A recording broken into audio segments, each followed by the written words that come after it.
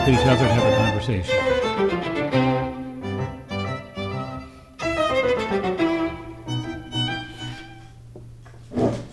Welcome to Chautauqua People. I'm John V. My guest today is Chris Dailey. He grew up locally, graduated from Southwestern High School.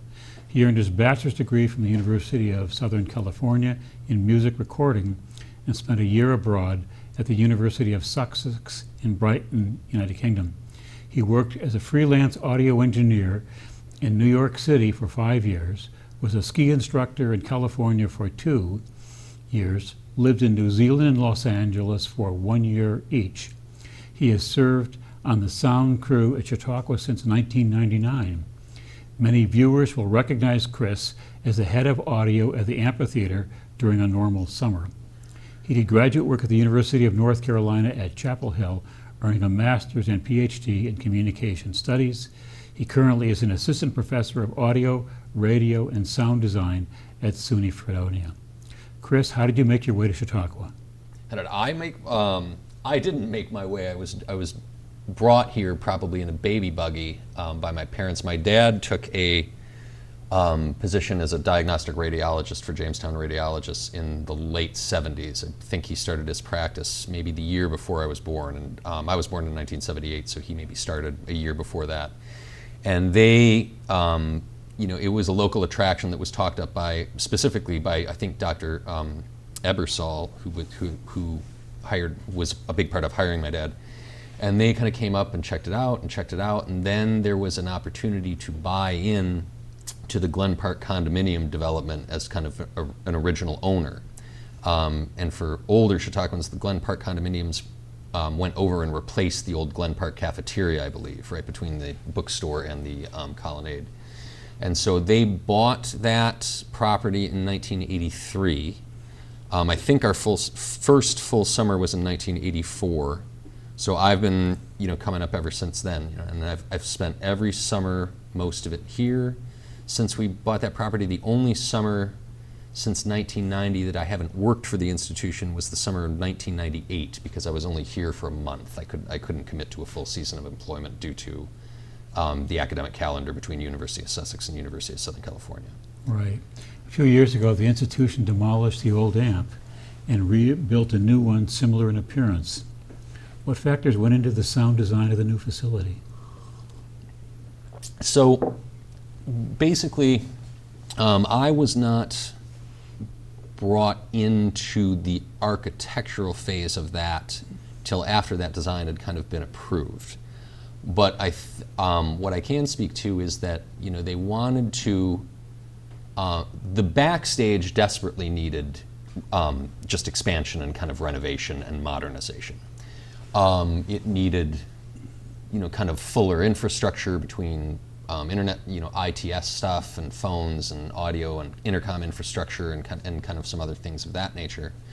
So, the backstage needed a lot of help as that project was conceptualized. I think they wanted to kind of keep what's called the front of house, which is the part the audience is in, kind of familiar to the audience. It's obviously bigger, the stage is bigger, and they needed to do certain things to be in compliance with the Americans for Disabilities Act, as far as kind of stairs and certain seating configurations and stuff like that.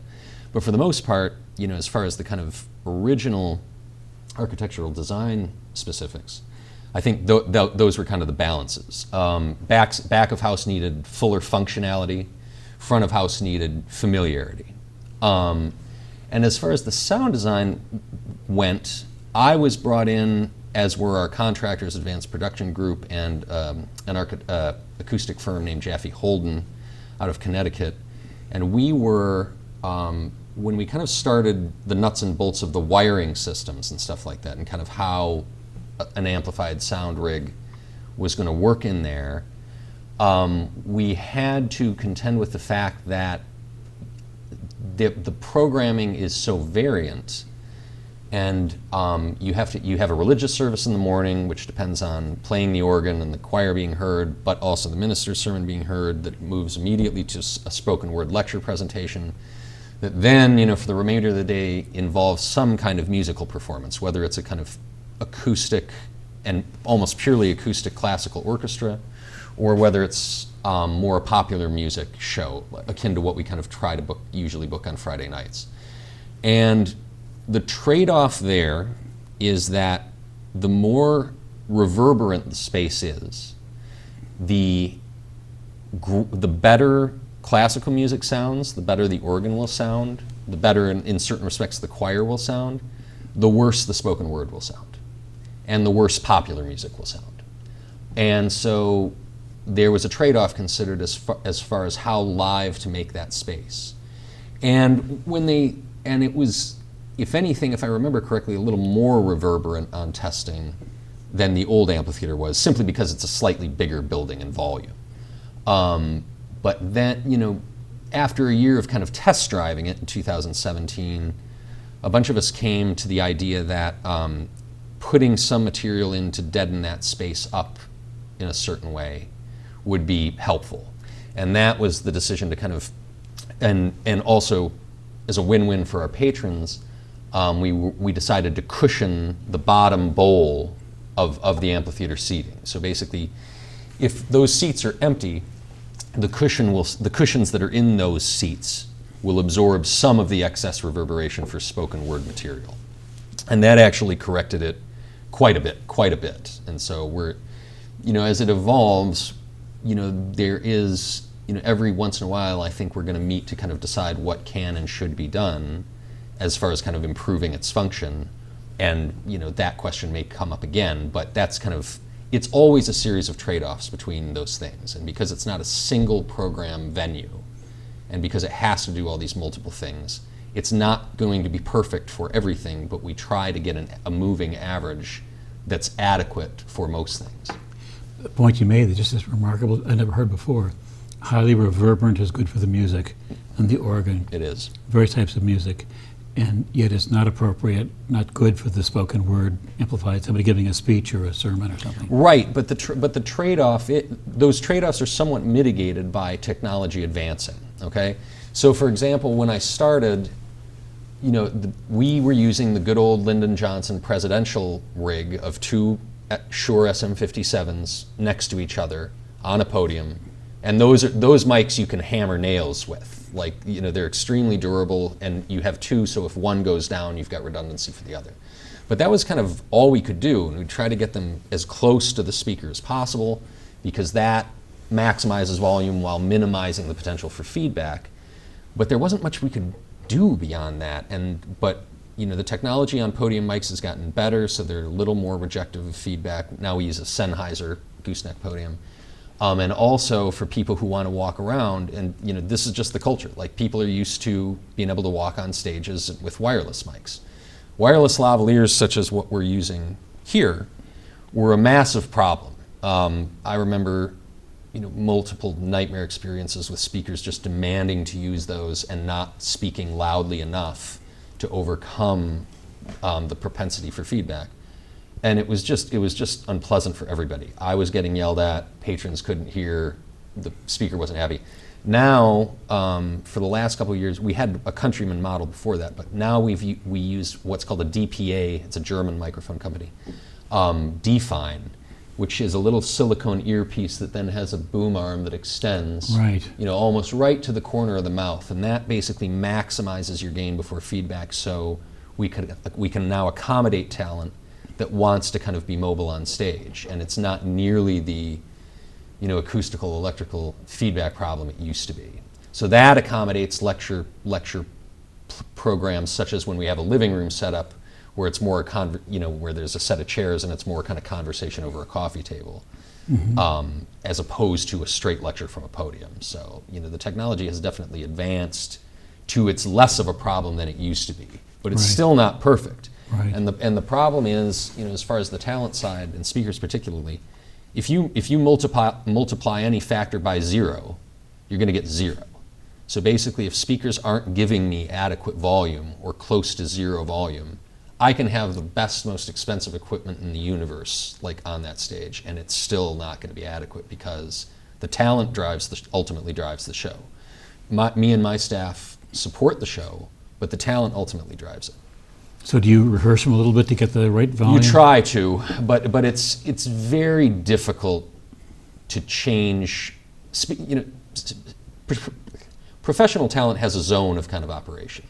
They're already, in their zone in their head before they're even on stage. I tell everybody that goes in there that it's just like high school public speaking class. I want you twice as loud, twice as slow as you think you need to be. And they hear you, but 5 minutes into their stuff, they're already in their own space. So you kind of have to work with what you're given as a technician as far as that goes. And we try to, and we've done what I like to think is a pretty adequate job. Now you have usually a young person about 3/4 of the way back control board. Mm-hmm. What are they doing? About 100, our front of house position is about 100 feet distant from stage. And what they're doing effectively is, they're sitting on something called a mixing console. And that effectively takes in multiple inputs, multiple microphones. It could be a single microphone, like when we do announcements prior to the CSO concerts. That's a single wireless microphone. It could be 4 microphones total, like our lecture platform, where it's the main speaker and the Q&A moderator.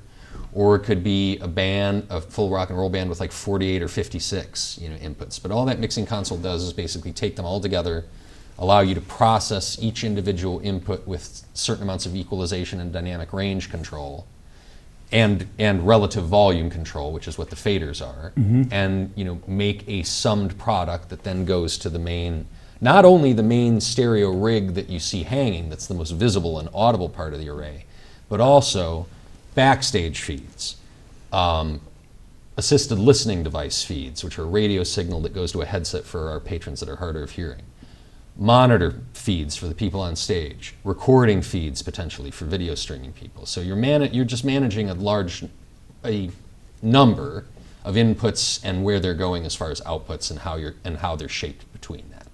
Where do you hire the operators for this equipment? Where? How do you find them? Well, thank God, for the last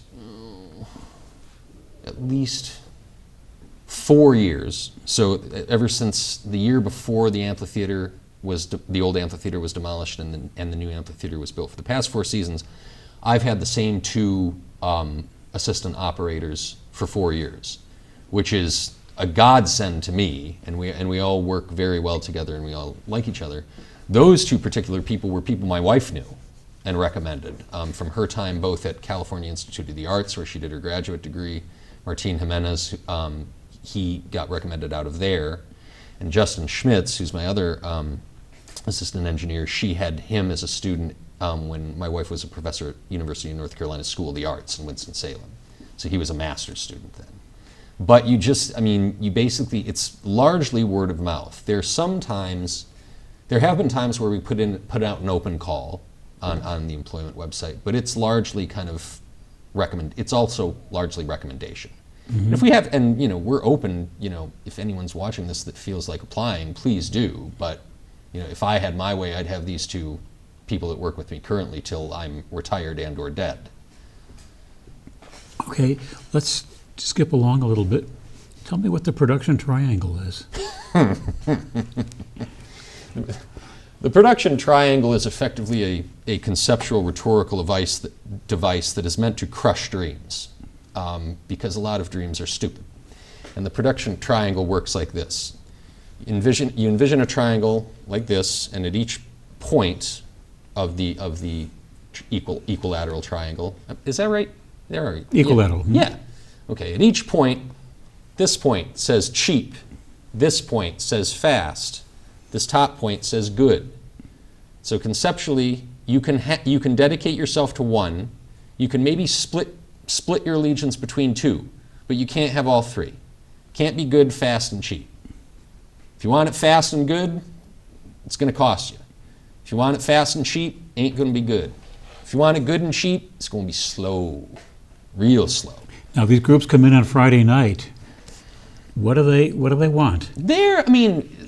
Most people that work in the business understand, have had it beaten into them so severely, that conceptual triangle, that we all kind of understand each other and what's possible and what's not. What they honestly, like, Keith Schmidt is my boss. He's the production manager for the amphitheater, again in a normal summer, and what he focuses on, to his credit, actually, there are all kinds of logistical things and technical things we got to do, but really, you want to make the crew comfortable and safe, and you want the artists to be comfortable and safe. That means clean towels. That means what they want as far as catering. That means cable TV in a dressing room if they have a game they want to catch, like before they go out on stage. So, the technical people tend to kind of we all kind of understand each other. We all kind of know the limitations. I won't say which artist which artists there have been. I've had a couple old cranks that like demand this or demand a crack into my processing here. You have to alter this or that, or like, I can't believe that this is how you do it. But it's very few and far between. Because being demanding practically in this business is one thing. Being mean and unreasonable, you're just not going to last very long. And the word's going to get out, I'll bet. Yeah, and the word's going to get out about you. Now, what are some of the criteria which audio products must meet to be successful? Well, I mean, for our patrons, who skew older, and whether or not anyone wants to believe it, like, hearing loss as people get older is a thing. Intelligibility is the single kind of biggest criteria for me and my crew and what we do. Two-thirds of the events in there, in the amphitheater at least, are more or less revolving around spoken word, between the religion programming and the 1045 lecture programming.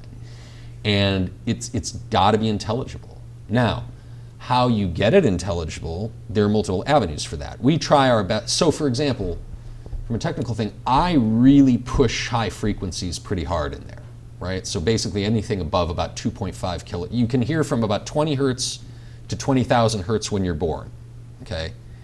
That high end diminishes quite steadily over life. So, for example, I played my students a 16,000 hertz tone in one of my classes this year, and when I turned it up to where I could kind of hear it okay, they were in pain. Really? Yeah, and these students are 20 years younger than me, so their ears are that much better than mine, and they haven't been, having snare drums pounded a foot away from their ear for like 10 years of their career. So, but all the intelligibility of the consonants are kind of above that 5 kilohertz cutoff, right? That's all that stuff is what separates vowels and makes phonemes. So we have to kind of push that extra hard, harder than I would do so if it was all 40-year-olds or 20-year-olds. But the audience needs that for intelligibility. But there are some patrons who are their hearing loss is so severe that they either need assisted listening device headsets, which we have to have as part of our ADA compliance. And those are basically earbuds now, basically, that you get a radio signal direct from my mixing console transmitted in the amphitheater locally, and that is loud enough and free of enough external noise that helps certain patrons. And beyond that, last year we beta tested a program of streaming an audio feed to a closed captioning person who was typing in captioning that really hard of hearing patrons could read with an iPad. And I had many happy wives come to me and my staff after saying like it was a game changer for their husbands, because their husbands could finally understand, what was going on in the lecture. And it seems that hearing loss tends to affect men more severely than it affects women. I don't know why that is. I don't know the science behind it, but it just seems to be, in my observation, a kind of empirical trend. I think you're correct on that one. Yeah. Let me change gears for just a few minutes here. And critical item is this COVID, and what is the academic response? Tell me how your instruction at Fredonia classroom experience changed. We're not quite sure yet. What happened this spring? There's policy, Yeah. and I'm not, because I'm doing this job, Yeah. I'm kind of letting that email come through. But they are planning on returning to majority face-to-face instruction at SUNY Fredonia. There are classes that are so big that the distancing guidelines can't be followed. So there is a portion of instruction that is going to continue online. As far as I know, I'm going to be teaching face-to-face, which is what I want to get back to my students, and I would hope that my students want to get back to me.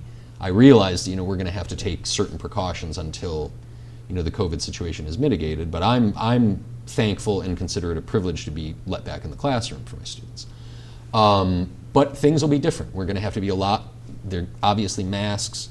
We're going to have to be a lot more careful about kind of common surfaces. We're dealing with the same issues that everybody's dealing with. This. But I'm encouraged and happy that SUNY Fredonia is going to attempt, to go back to mostly traditional teaching. There are some alternative modalities they're going to be incorporating as well, because there's only so many rooms that are big enough to accommodate, the distancing issue. But luckily, most of my classes are under 20 or under 30 students, so hopefully they can find physical space to accommodate my instruction face to face, which is what I want to do. I didn't get in the business to have endless Zoom meetings. I got in my business to be with people in physical space. Now, how did things change for you in March, April? I was okay because a lot. I've been dealing, ever since I started graduate school in 2009 and started teaching for UNC in 2010, we've had online learning platforms ever since I started.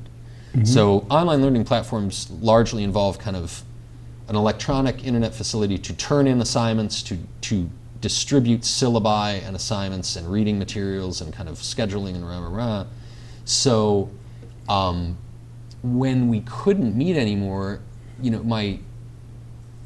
and there was an access issue too, because our students are coming from variant, socioeconomic backgrounds and family situations, and we couldn't depend on them having internet access whenever they wanted.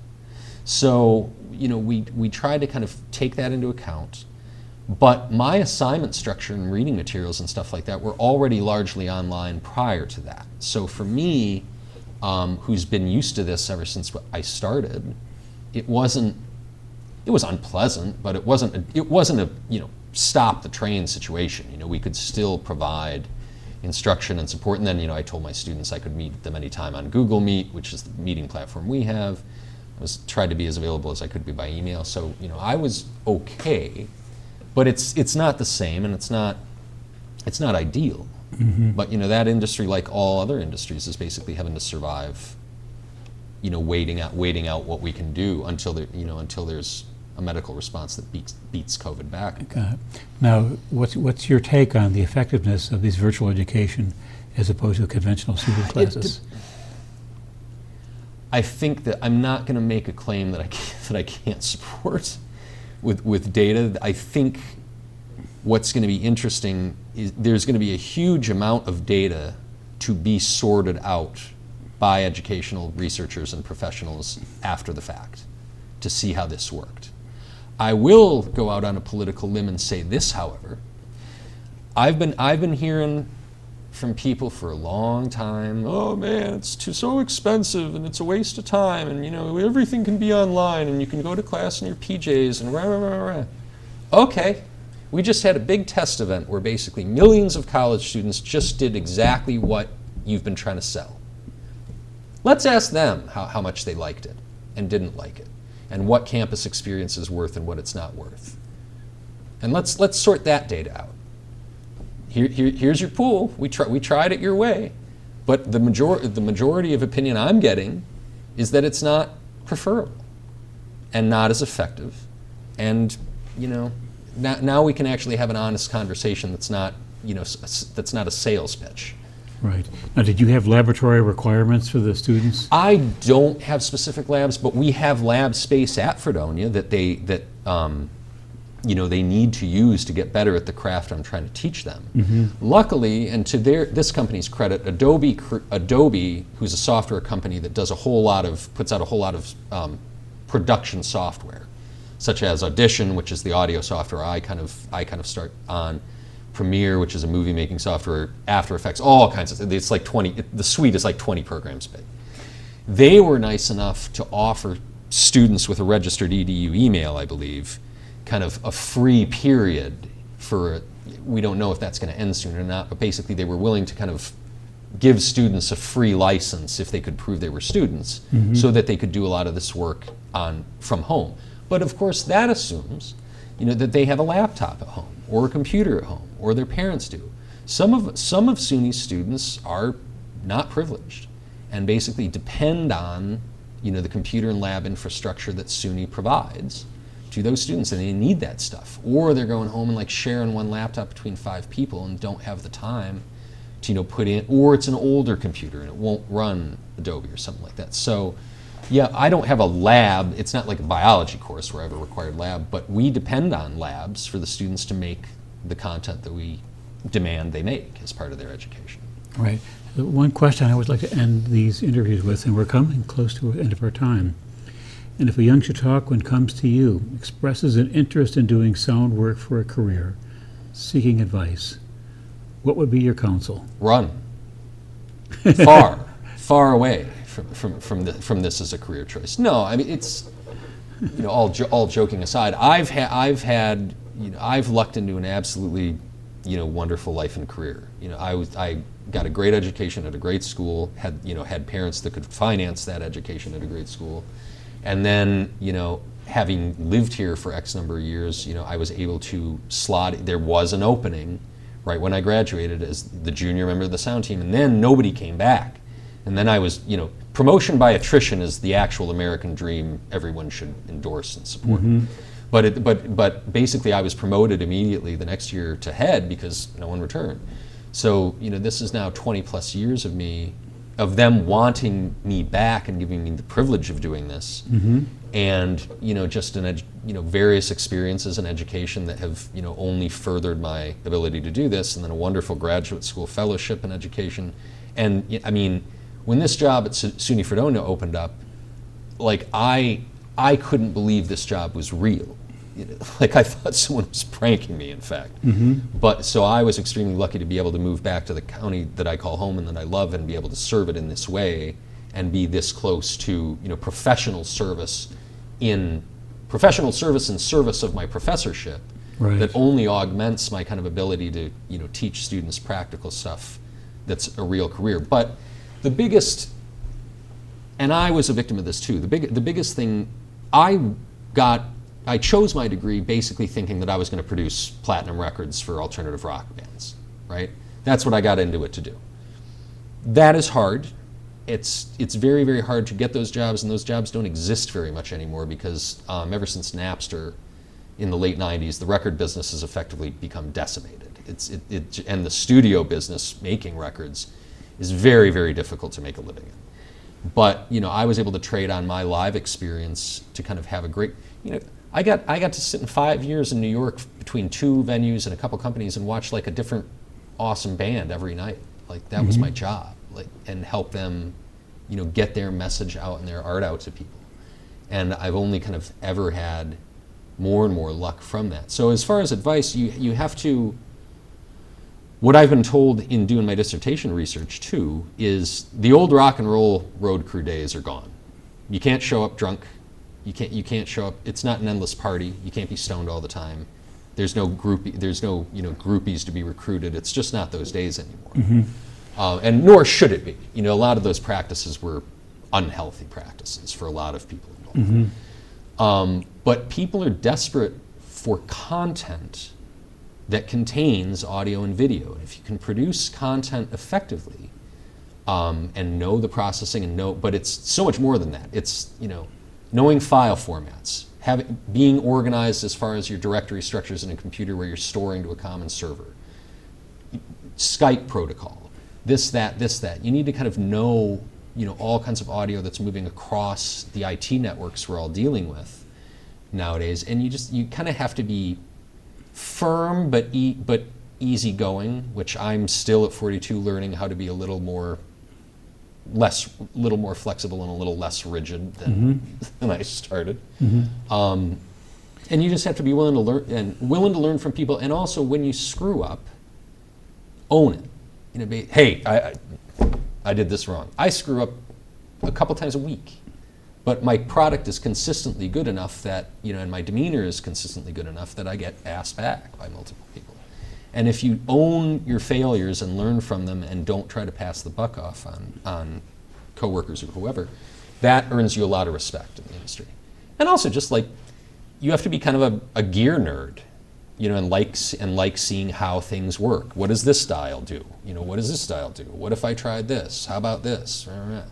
I chose music recording as opposed to a guitar performance degree, which I was thinking about, because I didn't want to throw my guitar out the window because I'd have to practice that much.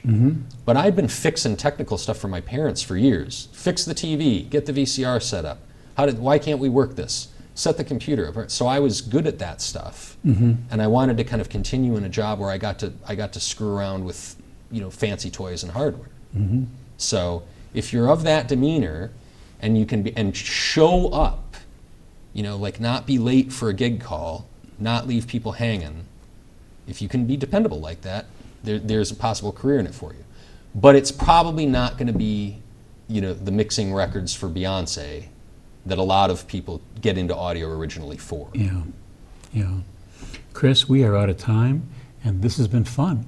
Thanks, John. And do come back, and our 48-inch table will reach across and shake your hand. We can do that. But not at 72 inches. So thank you very much. Thank you, John.